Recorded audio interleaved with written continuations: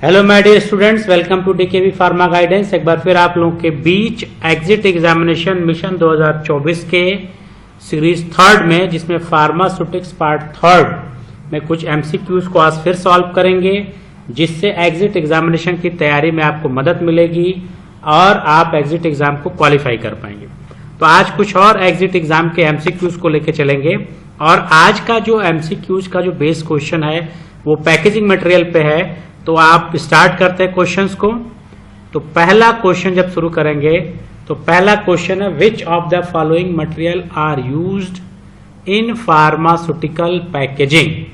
तो pharmaceutical packaging का मतलब है कि हम अपने जो भी डोजेस फॉर्म हम लोग यूज करते हैं, उन डोजेस फॉर्म को पैक करने के लिए हम लोग पैकेजिंग मटेरियल यूज करते हैं।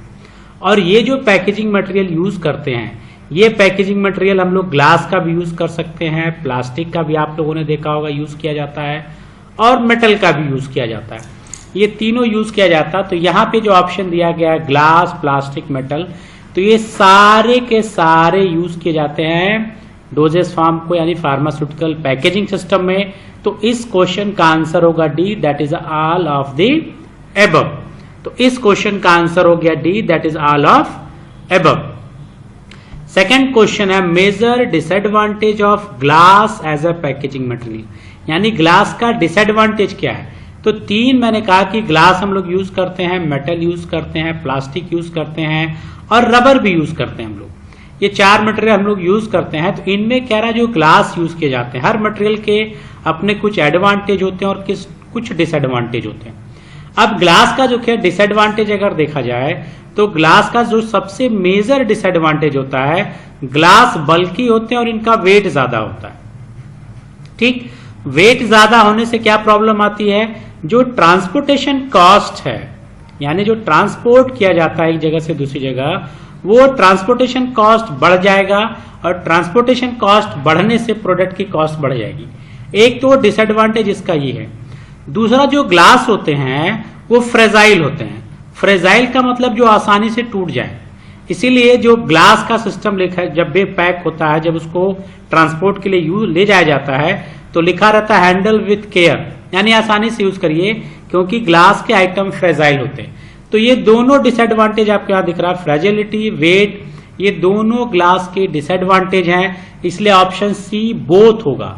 यानी ये दोनों डिसएडवांटेज है तो ऑप्शन सी करेक्ट होगा, बोथ, यानी फ्रेजिबिलिटी भी होगा और वेट भी होगा, यानी इसका ऑप्शन हो गया सी। तीसरा क्वेश्चन देखा जाए, कंपोजिशन ऑफ ग्लास, यानी ग्लास का क्या कंपोजिशन होता है जब ग्लास को बनाते हैं। उस कंपोजिशन में देखें तो ग्लास में सैंड भी यूज करते हैं, सोडा एस यूज करते हैं, सोडियम कार्बोनेट, सोडा एस भी यूज करते हैं और लाइम स्टोन यूज करते हैं, तीनों यूज किया जाता है।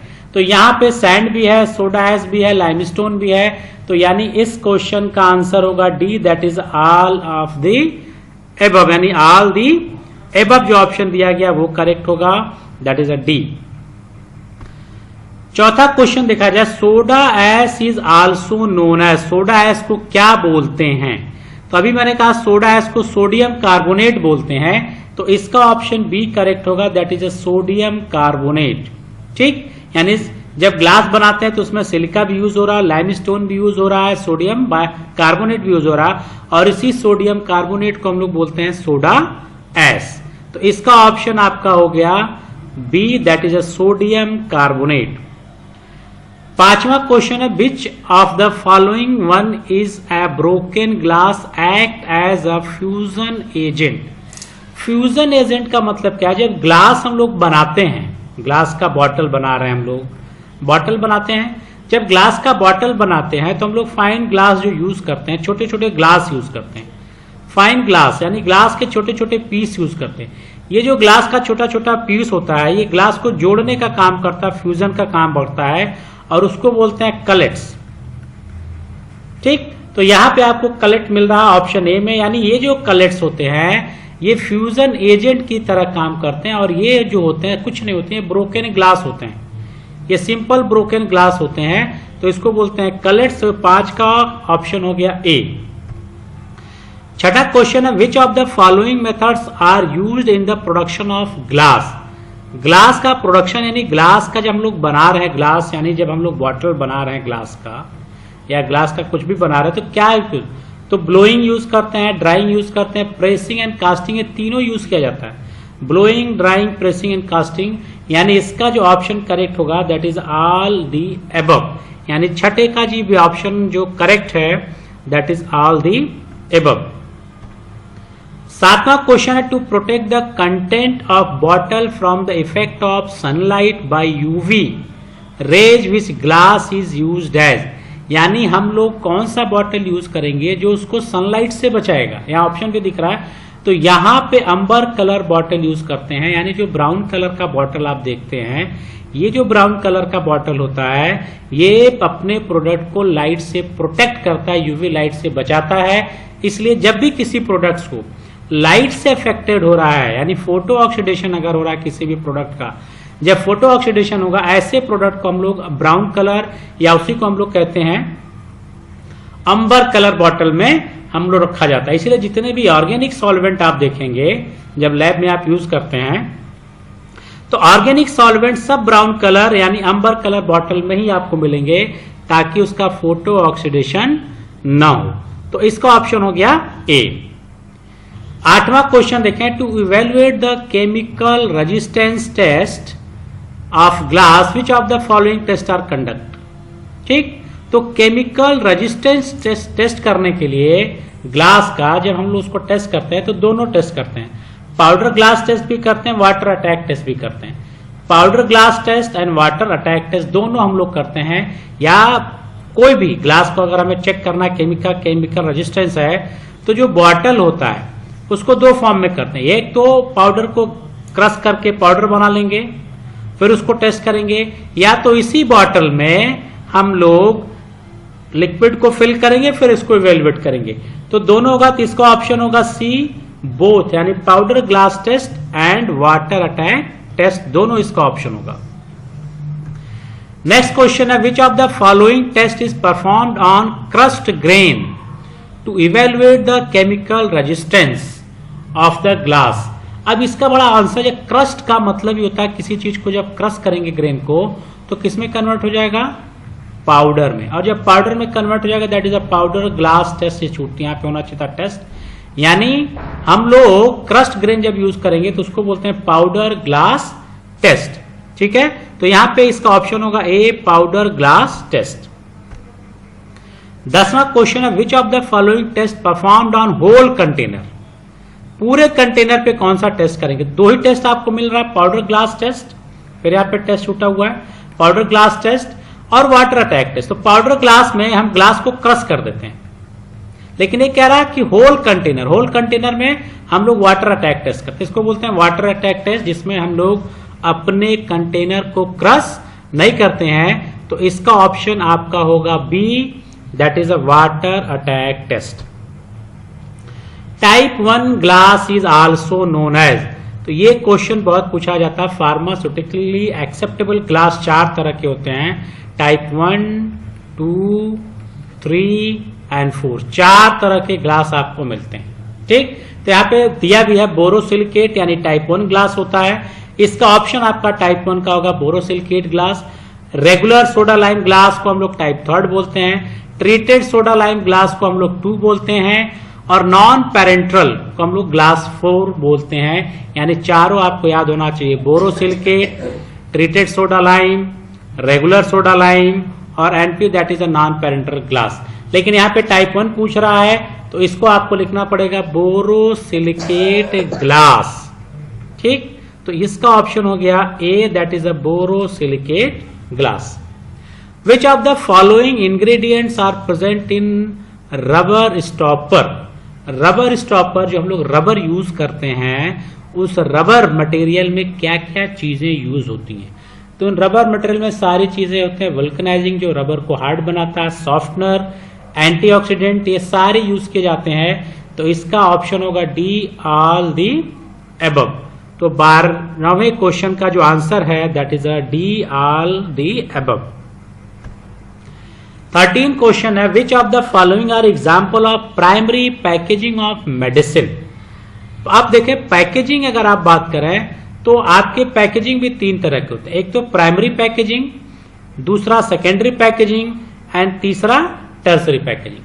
प्राइमरी पैकेजिंग कहते हैं कि उनको कहा जाता है कि वो पैकेजिंग जो डायरेक्ट प्रोडक्ट के कांटेक्ट में होते हैं उनको बोलते हैं प्राइमरी पैकेजिंग। जो डायरेक्ट प्रोडक्ट के कांटेक्ट में होते हैं, जैसे बॉटल अगर हम लोग यूज करते हैं, बॉटल आपने देखा होगा, जब भी बॉटल, उस बॉटल में सिरप रखा गया है, ये जो सिरप रखा गया है जो लिक्विड है डायरेक्ट ग्लास के कांटेक्ट में है, इसको बोलते हैं प्राइमरी पैकेजिंग। ठीक, अब ये जो कंटेनर है जिसमें हमने प्रोडक्ट को स्टोर किया है, इसको फिर एक बॉक्स में रखते हैं, ठीक, इसको बोलते हैं सेकेंडरी पैकेजिंग। तो ये पूछ रहा है कि प्राइमरी पैकेजिंग क्या है। तो प्राइमरी पैकेजिंग देखें तो बॉटल एंड ब्लिस्टर, बॉटल्स होते हैं और ब्लिस्टर पैक्स उनको बोलते हैं। जो स्ट्रिप आप लोगों ने देखा होगा, जो भी स्ट्रिप आपने देखा होगा, उसमें जो टैबलेट्स ऐसे पैक किए जाते हैं और वो फफोले जैसे दिखते हैं, उनको बोलते हैं ब्लिस्टर पैक्स। तो 13 का ऑप्शन होगा, दैट इज प्राइमरी पैकेजिंग में बॉटल एंड ब्लिस्टर्स। 14वां क्वेश्चन है, container meant for the storage of injectable are made up of, यानी इंजेक्टेबल प्रिपरेशन को अगर हमें स्टोर करना है तो उसके लिए कौन सा ग्लास यूज करेंगे। तो टाइप 1 और टाइप 2 दोनों यूज करते हैं। तो यहाँ पे टाइप 2 है, लेकिन डी ऑप्शन में देखें तो दोनों दिया गया, टाइप 1 एंड टाइप 2 ग्लास। तो करेक्ट आंसर इसका होगा टाइप 1 एंड टाइप 2। ठीक, तो इसका आंसर हो गया डी।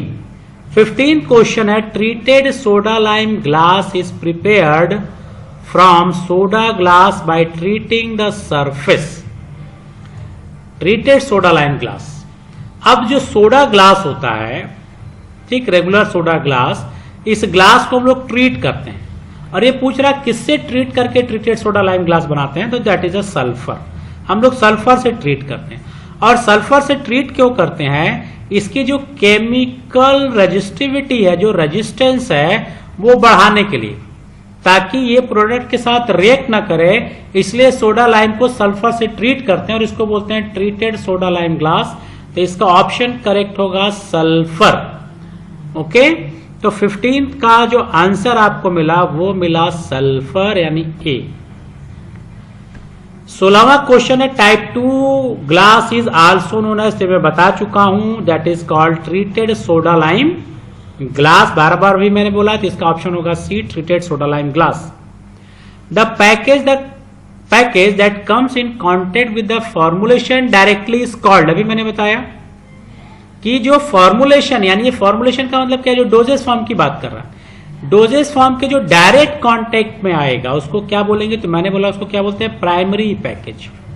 तो इसका ऑप्शन होगा B, that is a primary package, direct contact में। यहां पे ले contact with the formulation directly, उसको बोलेंगे प्राइमरी पैकेजिंग। तो इसका ऑप्शन हो गया प्राइमरी पैकेजिंग और इसका ऑप्शन करेक्ट होगा बी। 18th क्वेश्चन क्या, कलेट्स, अभी मैंने बताया कलेट्स क्या होते हैं, ये सिंपल सा है, ब्रोकन ग्लास पीस, यानी टूटे हुए ग्लास को हम लोग बोलते हैं कलेट्स। और ये किसका काम करता है, फ्यूजन का। तो इसका ऑप्शन होगा बी, और ये फ्यूजन यानी ग्लास को जोड़ने का काम करता है, फ्यूजन एजेंट की तरह काम करता है ये। तो इसको बोलते हैं ब्रोकन ग्लास कलेट्स को बोलते हैं, ये दिमाग में आप बैठा लीजिए कि इसको बोलते हैं कलेट्स। ठीक, तो B option. 19th question, identify the packaging that is tamper evident. Tamper evident का मतलब ये होता है, टेम्पर का मतलब होता है छेड़छाड़, जिसके साथ छेड़छाड़ न किया जा सके।